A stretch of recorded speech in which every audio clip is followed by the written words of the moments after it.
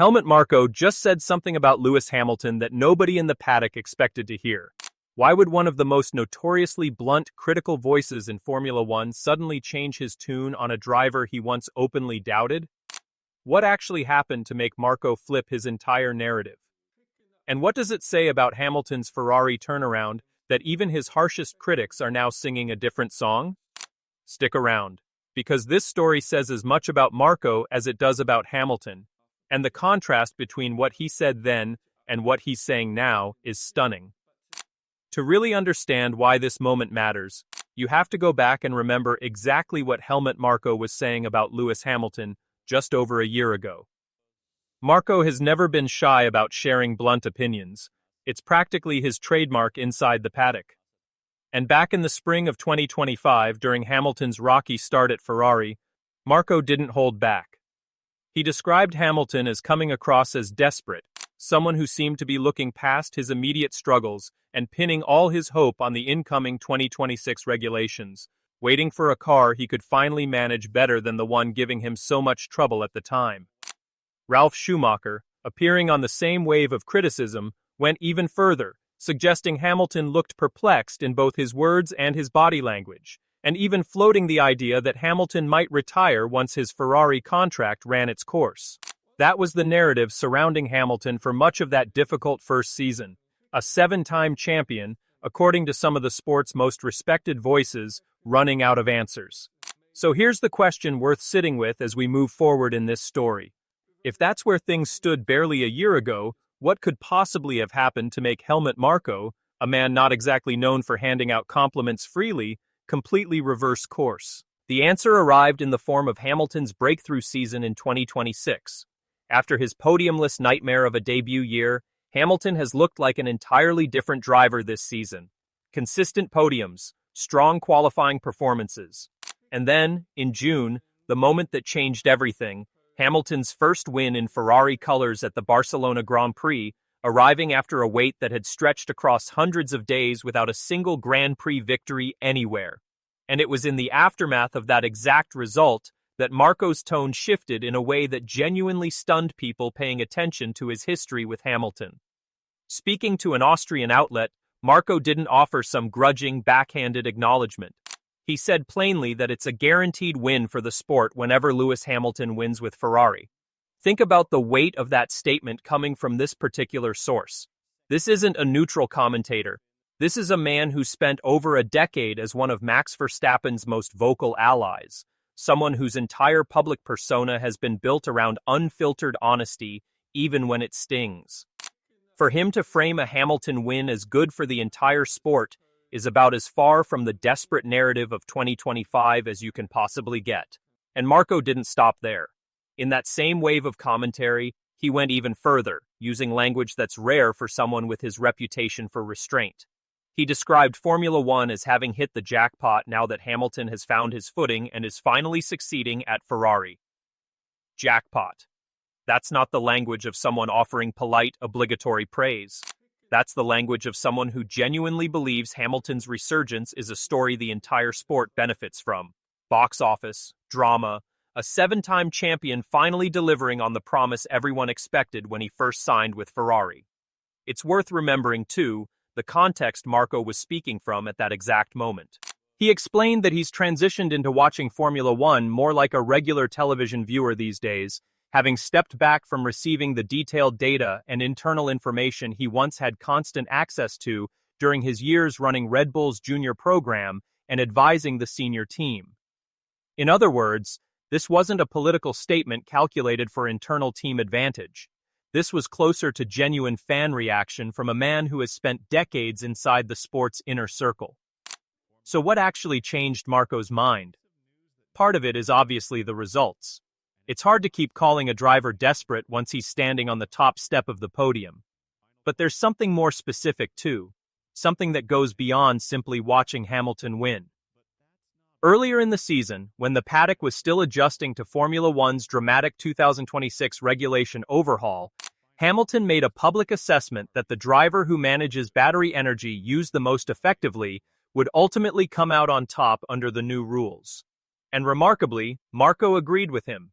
He said he believed Hamilton was right about that assessment, even while using the moment to voice his own broader frustration with the direction of the sport's regulations, arguing that races decided by energy management, rather than pure driving talent, moves Formula One away from what it's traditionally stood for.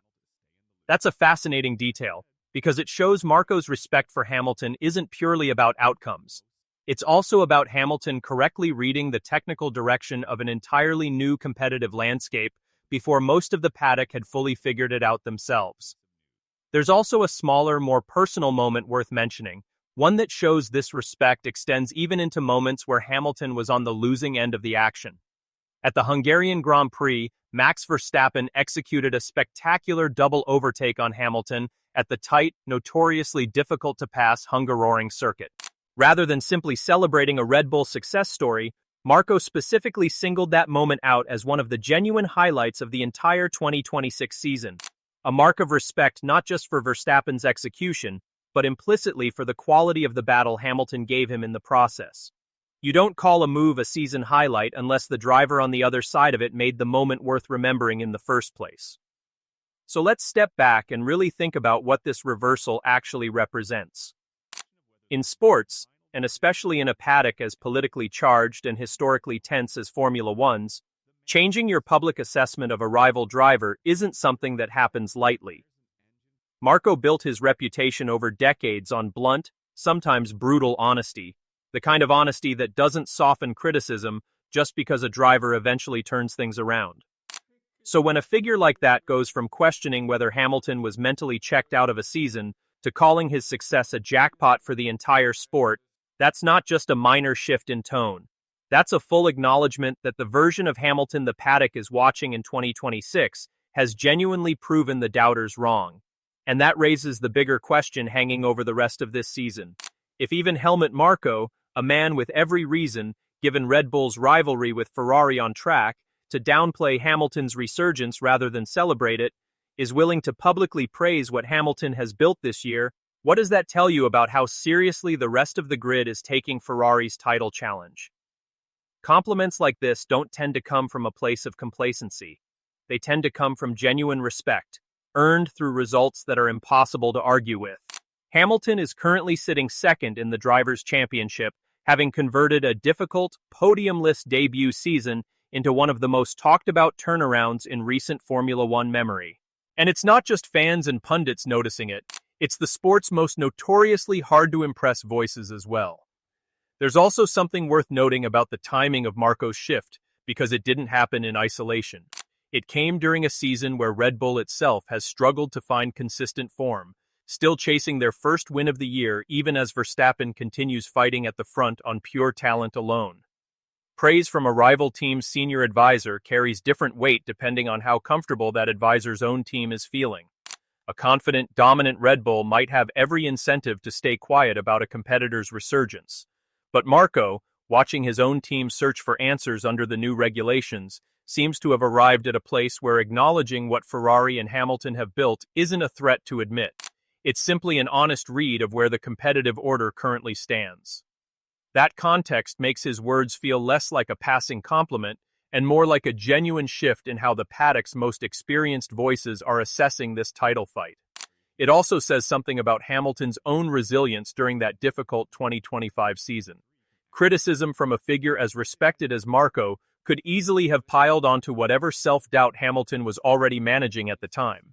Instead, Hamilton stayed the course, trusted the process of adapting to a new team, and let the results do the talking once the 2026 car finally arrived. That's not a small thing for a driver at this stage of an already legendary career, choosing patience over panic, even while some of the sport's most influential voices were publicly questioning whether he had anything left to prove. So where does this leave us heading into the rest of the 2026 season?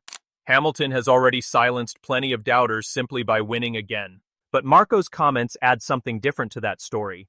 They add validation from someone who was never going to offer it easily, someone whose criticism a year earlier felt like one more voice piling onto a driver already fighting through the hardest stretch of his career.